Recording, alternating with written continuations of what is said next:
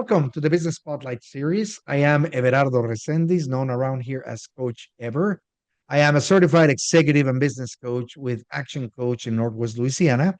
Today, I have Matt Colosino, the CEO of Crescent Power Systems, as my guest. Today, we're going to be talking about the business, the journey to business ownership, challenges, best practices, and share a peek into what it really is like to build and operate a business. If this is your first time on the channel, please be sure to like and subscribe so you can get notifications when we drop new conversations just like this one. And so, Matt, welcome and thank you for being here today. Good morning. It's good to be here. Well, would you tell us a little bit about your background, how you got to build these Crescent Power Systems, and tell us a little bit about the company? Well, the company was founded in 1994, 31 years ago. I had had a series of uh, jobs after I graduated from Tulane. I started out as a service engineer with General Electric, which put me in the field actually working on a lot of electrical equipment. About a year later, I moved into sales, and most of what we tackled was capital equipment sales. But I was hired basically to start selling variable frequency drives for that Reliance Electric manufactured at the time. We did that for several years, and then went to work for a company called Brown Boveri, which is now ASEA Brown Boveri, and that took the whole capital equipment game up a notch because they were very successful in the U.S. selling power plants, electrical equipment, a lot of cutting edge technology that was actually quite fun to be a part of. So when you're selling cutting edge technology, you better be prepared to get kicked out of a few offices. So we were selling the original Schweitzer circuit shield relays back when he worked for ITE and ultimately part of Brown Boveri. And that was a new technology that a lot of people were very uncomfortable with. So we had a lot of challenges convincing people that that was a wave of the future. We also pioneered SF6 gas circuit breakers for high voltage substations, replacing oil circuit breakers. And then Brown Boveri had a turbine repair group that would go in and grab your GE or Westinghouse steam or gas turbine and make repairs on it, which was very controversial that you'd take someone else's equipment and repair it, but they were very good at it, and we had a lot of success, and that all provided a great amount of training for us to start our own company in '94 back here in New Orleans. At the time, I was based in Chattanooga handling TVA, Southern Company Services, and that kind of central east region of the U.S. So once they became ABB, we moved back to New Orleans, ultimately set up Crescent Power Systems, the Gulf Coast industrial base, and we started calling on a lot of the refineries, chemical plants, utilities for kind of smaller capital projects, maintenance projects. And then we kept growing and continued to grow to where used to be a $1 million order was a great day. Just this week, we booked something in the $100 million range. So our sales magnitude of sales offering has exploded on us, and so we've had a nice progression over the years. Oil and gas work, mining work, work with the terminals, pipelines, cryogenic plants. Here recently, we did quite a bit in the renewables space with solar and wind and battery energy storage. We did the crypto Bitcoin mining when it was kind of on fire, and now we're strong back in the oil and gas world, along with power generation and in feeding the need for the huge electrical demand. It's like a wave in our country right now. Currently, we have 50 employees. We have two main offices. Our main office is in New Orleans. Our corporate offices are in New Orleans. Our other large office is in Houston. And then we have people on the West Coast, up in the Philadelphia area. Uh, we have a satellite employee in New York. We have an executive in the Tampa region. And we just hired a person in the Carolinas to handle that area of the world. So we're spread out and handle projects throughout the U.S. We've done quite a bit of work in the Caribbean, and it's been quite a journey to build the team to take on this kind of work. Wow. Well, a couple of things that really stand out. You're into the big equipment, big capital investments when it comes to electrical distribution projects. Am I correct? Yes, sir. And the, we're probably going to get into it about the use of a team that is spread out throughout the country, right? And how to keep that culture going. I'd love to dive into that a little bit more, but um, but right now you have over the years of doing these, you have built a good team. You have traction. You have worked in different industries. Um, Give us a little insight on what the ownership is like. Is it a private company? Is it a public company? Are you guys working with a number of investors? How does it come to be as Crescent Power Systems?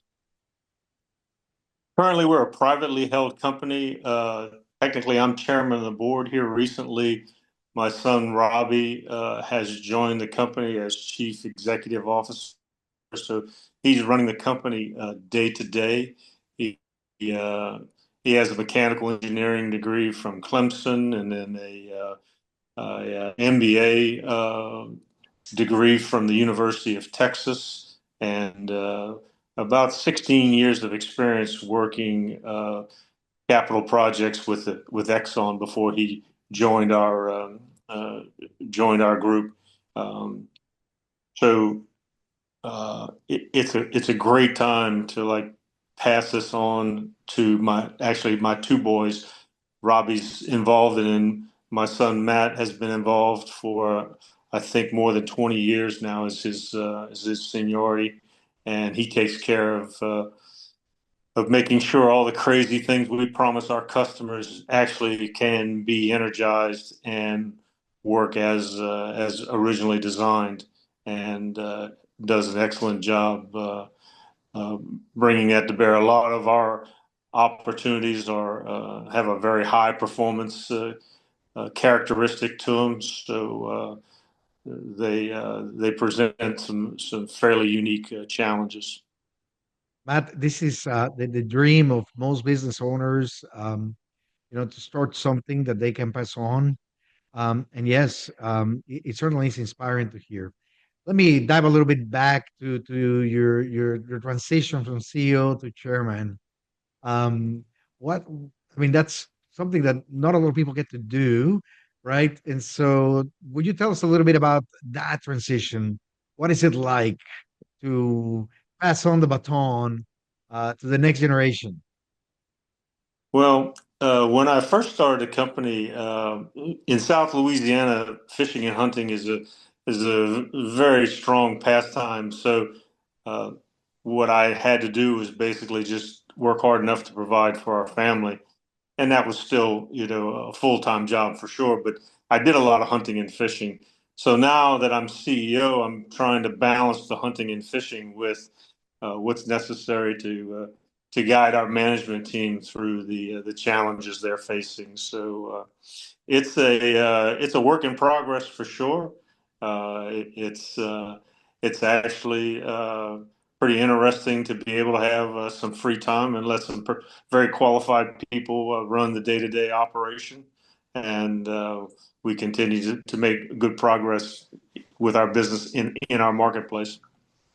Now, did you say that it's from 1994 that you started this business?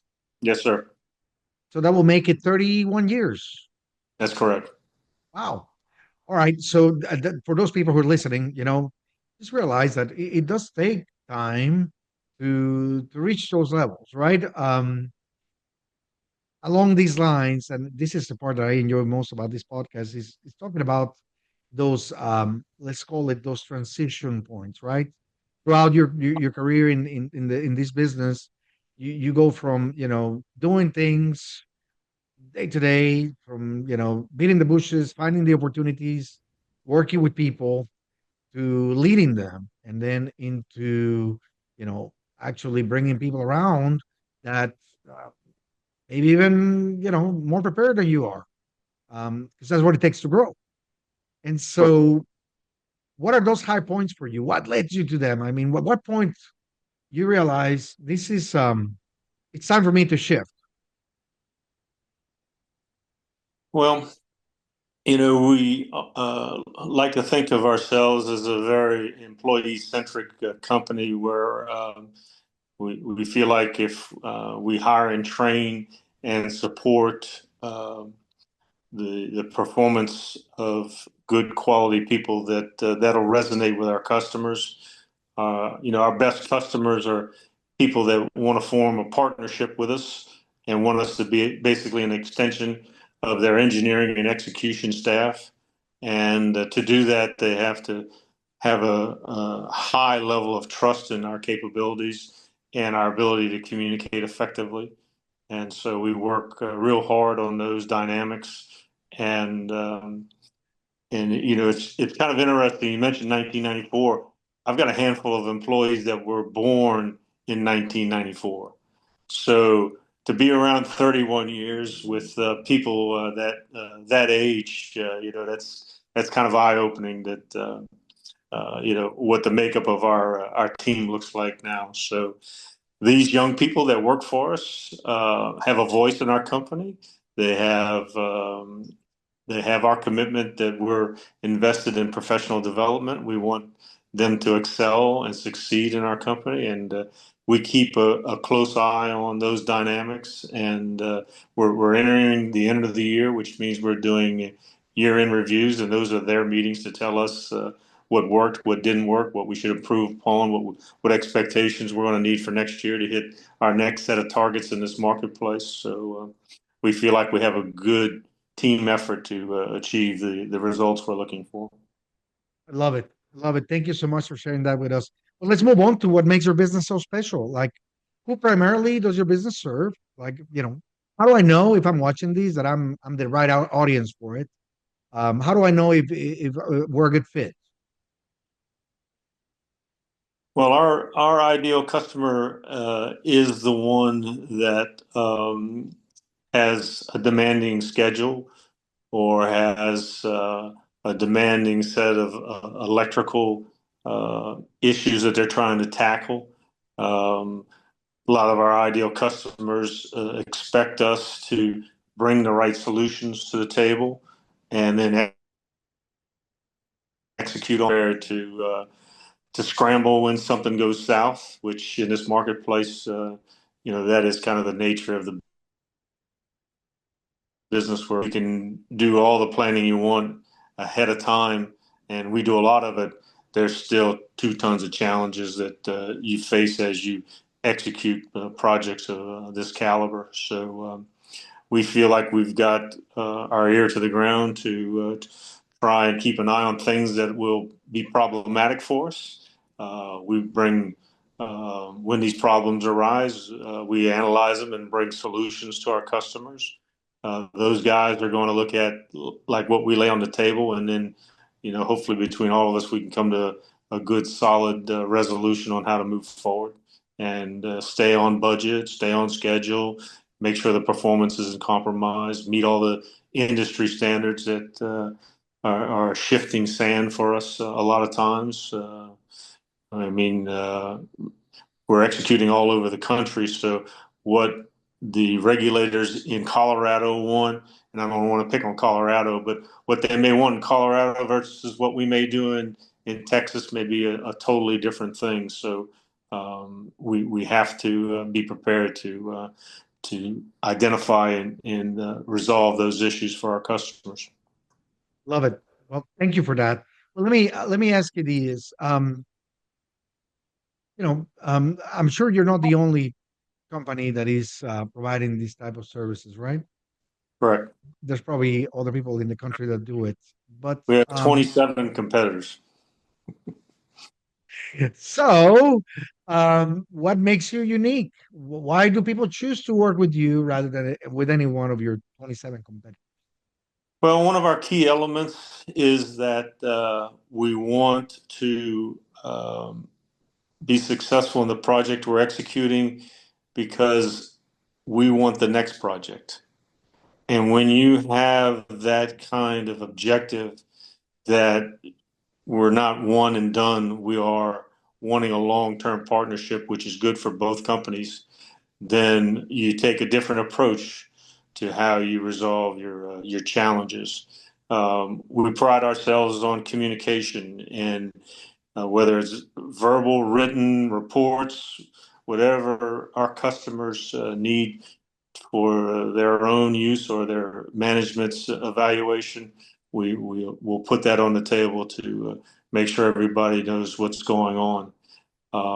And we have tremendous amount of expertise, and I'd like to say it's expertise because we've been burned in the past. We have an HVAC expert.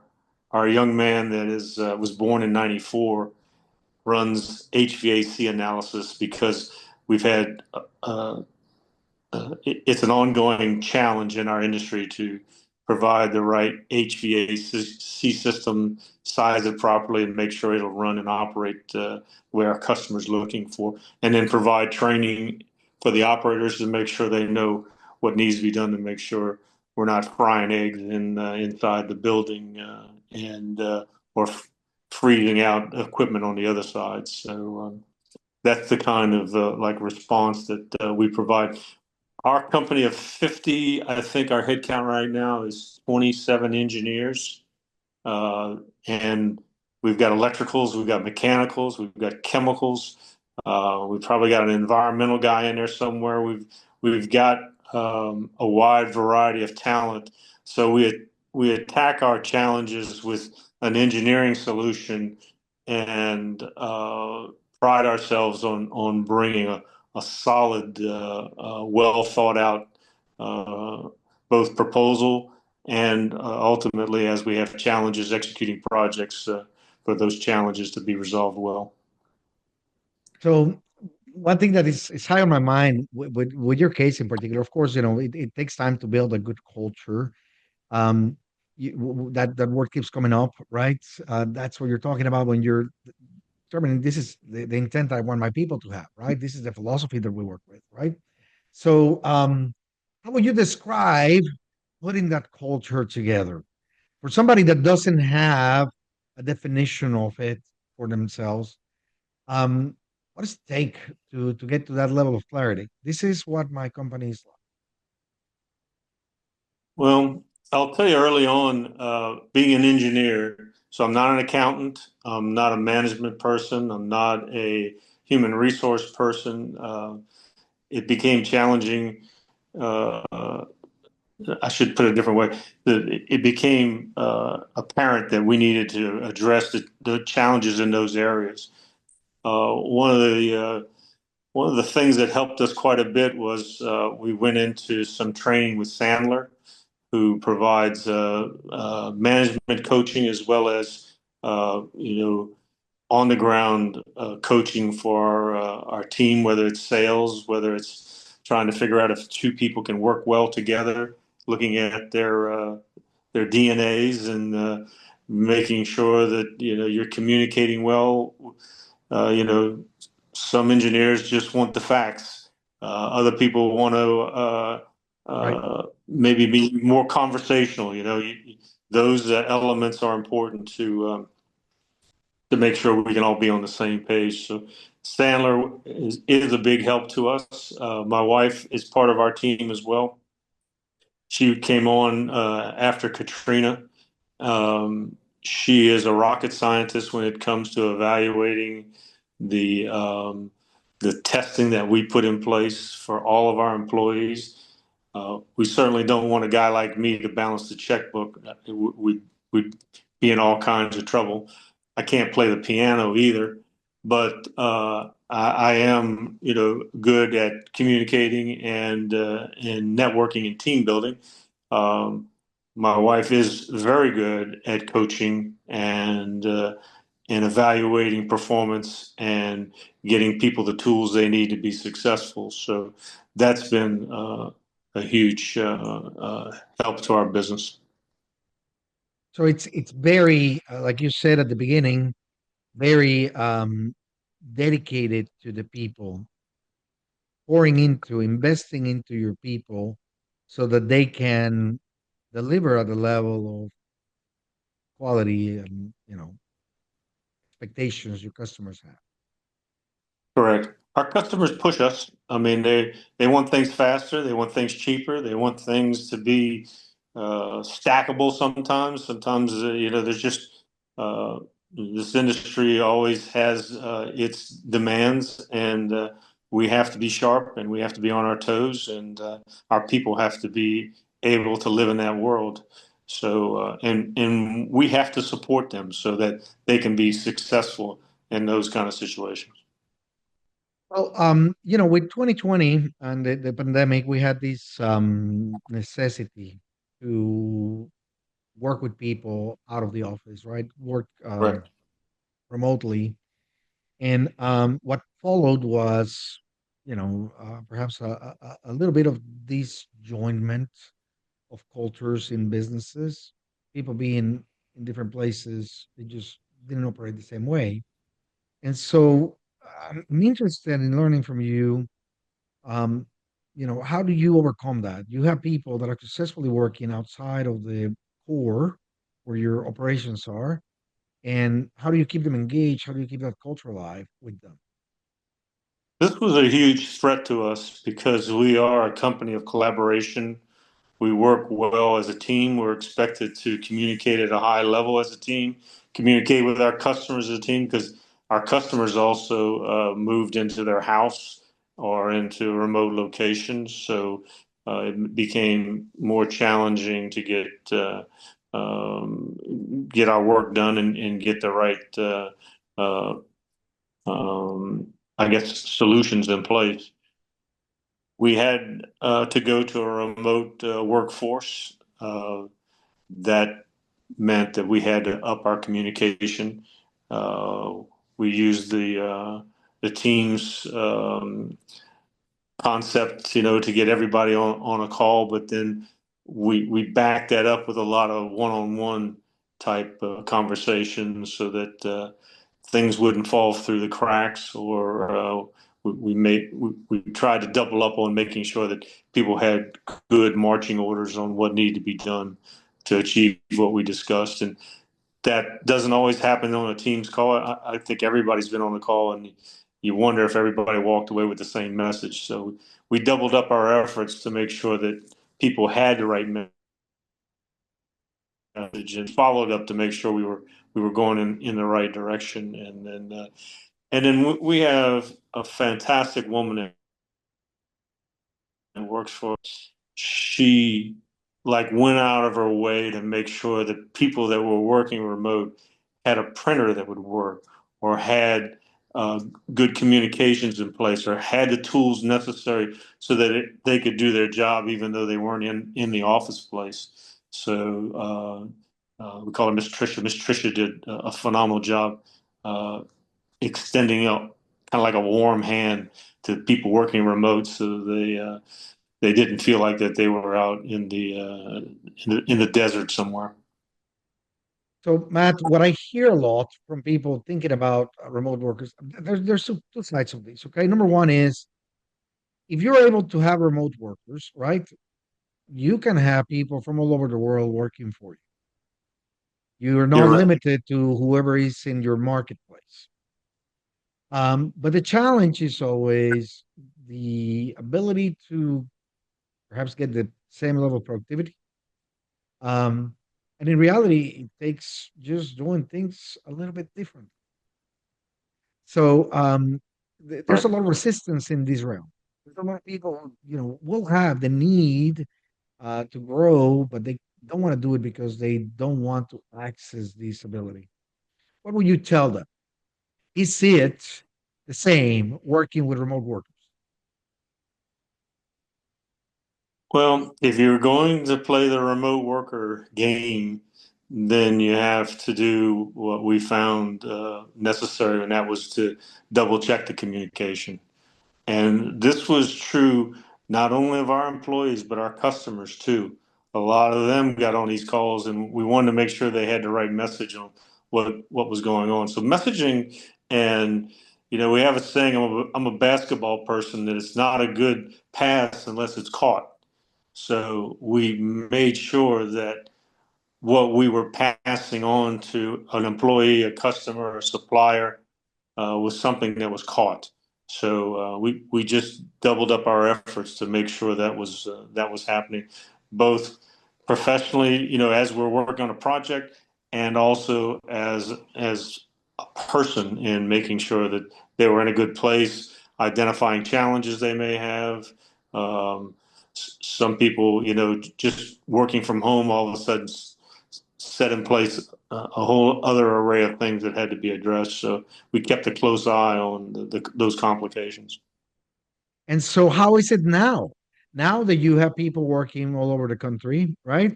I know the challenge that you have to go through to get to that level, but what is it look? What is it like now? Are you in a place where you think that maybe it is time to go back, or there's more to be had? No, we're definitely pro working from a traditional office environment. We think that is a key element of our success. But at the same time, we feel like we have a good program in place to make sure that our remote employees feel like they're part of the team. And our travel budget is up this year. Last time I checked. So the other thing was to get people to job sites, get people into meetings, get them back to meet as a team with some regularity. Again, so they don't feel like they're just out in some desert somewhere. So a lot of little things that add up to a cohesive team that's on the same page. Well, congratulations. I really feel that you have hit the mark on these. And hopefully it really opens up more opportunities for those people who want to participate with you. And, for you to have access to the right kind of people all over the country. And so I think that we have covered a lot of ground on this conversation today. And we can probably talk for hours about all the things that can or cannot happen in business. Right. But for those people who are watching, I highly encourage you to save these and come back a few times. There's a lot of good nuggets here that you may want to make sure you make notes of. But as we begin to wrap up, Matt, I have a few rapid fire questions. So Sure. quick top of head answers for each. What's the key to success for you? The key to success for us, I think, is clear communication and working real hard to be on the same page with our team, and that resonates with our customers. It is very visible when you make that a priority. What is Right. what is your one piece of advice for other business owners? Well, Sandler taught us that you need quite a wide variety of skill sets to execute a business. And at first, for me, it was a little challenging to get my arms around that. But now we have proactively worked to make sure that we've got strong people in all segments of our business. So we need someone who's good with quality control. We need someone who's good with execution. We need somebody who can rally the troops. We need somebody to keep an eye on the temperature of our employees and quickly react to things that may be going south. We have some guys that may work over the weekend. We want to make sure that maybe we do something for their family while they're out, on a weekend duty. So A lot of little things. Very good. So, what's one book that you're reading now, or you have read that you think everybody in business should get a hold of? Interesting. Well, now that I'm like not day to day, most of the reading I'm doing right now is actually tracking all the new power generation activity that's going on. I mean, I just read an article today that Babcock and Wilcox is back, going to build power plants. I'm sure they've done that for a while, but now their hair's on fire just like everybody else. So. Um, I'm not reading anything inspirational like we did back in the day. Um, I always thought the book that the guy from Southwest Airlines wrote, and I can't remember Herb his name, Kelleher. Herb Keller, yes, a, really a customer satisfaction, customer experience kind of guy. I thought that was some very strong thoughts from him. Love it. Well, if you Yes. had to choose only one area of your business that you could immediately improve tomorrow, what will it be? Well, I'll tell you, my customers are looking for quick delivery on a pretty long list of electrical equipment. So people are reacting to that.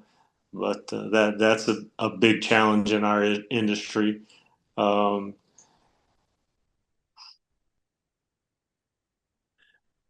we like to think that we hire really strong people for our company, and that pipeline is a challenging one to navigate. And we haven't found some easy magic wand that puts 5-star people at our doorstep. It would be nice if that was easier, but we're looking for some pretty special people, so we have to dig pretty hard to make that happen. I love it. I love it. Thank you for that.